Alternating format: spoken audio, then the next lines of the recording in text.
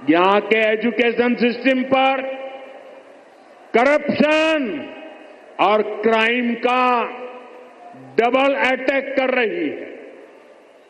ये जो हजारों शिक्षक बेरोजगार हुए हैं, इसका कारण टीएमसी का भ्रष्टाचार है।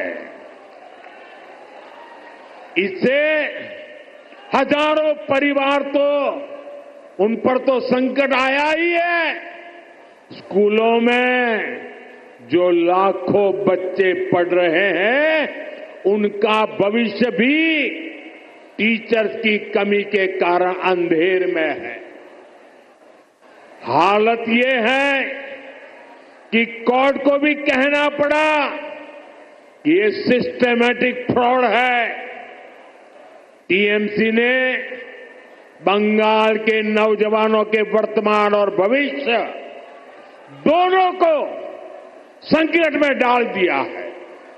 साथियों,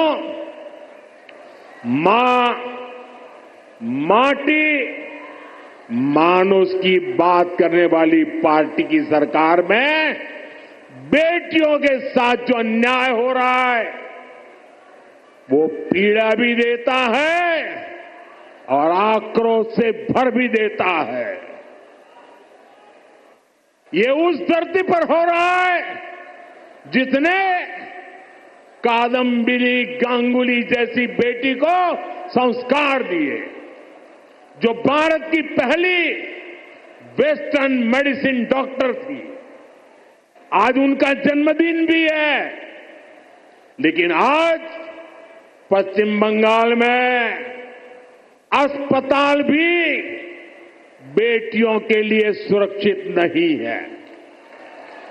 और आप सबने देखा है, जब यहां डॉक्टर बेटी के साथ अत्याचार हुआ तो कैसे टीएमसी सरकार अपराधियों को बचाने में जुट गई।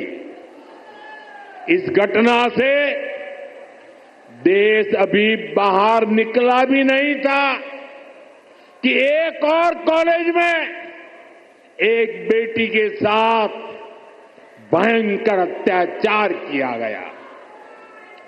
इसमें भी जो आरोपी है, उनका कनेक्शन टीएमसी से निकला है।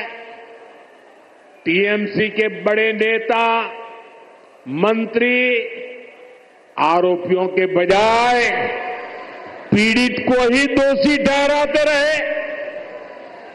ऐसे कई उदाहरण हैं जो टीएमसी की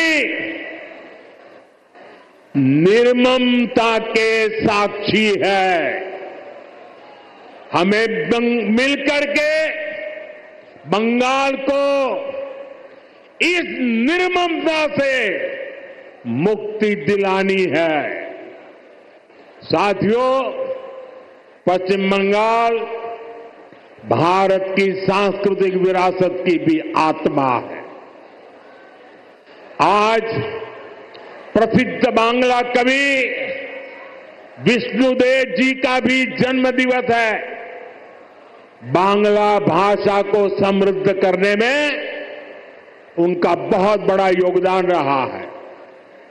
टीएमसी और लेफ्ट ने सालों तक दिल्ली में कांग्रेस के साथ मिलकर सरकार चलाई।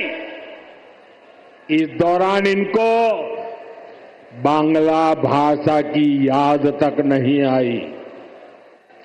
ये भाजपा सरकार है जिसने बांग्ला को शास्त्रीय भाषा का दर्जा दिया। ऐसा करके हमें बांग्ला साहित्य की सेवा करने वाले विष्णुदेव जी जैसे अनेक साहित्यकारों को भी श्रद्धांजलि दी है।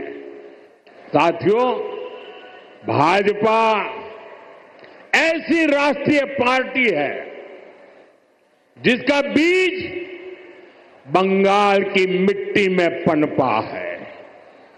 भाजपा की वैचारिक नींव को बंगाल के सपूत डॉक्टर श्यामा प्रसाद मुखर्जी ने अपने खून से सींचा है।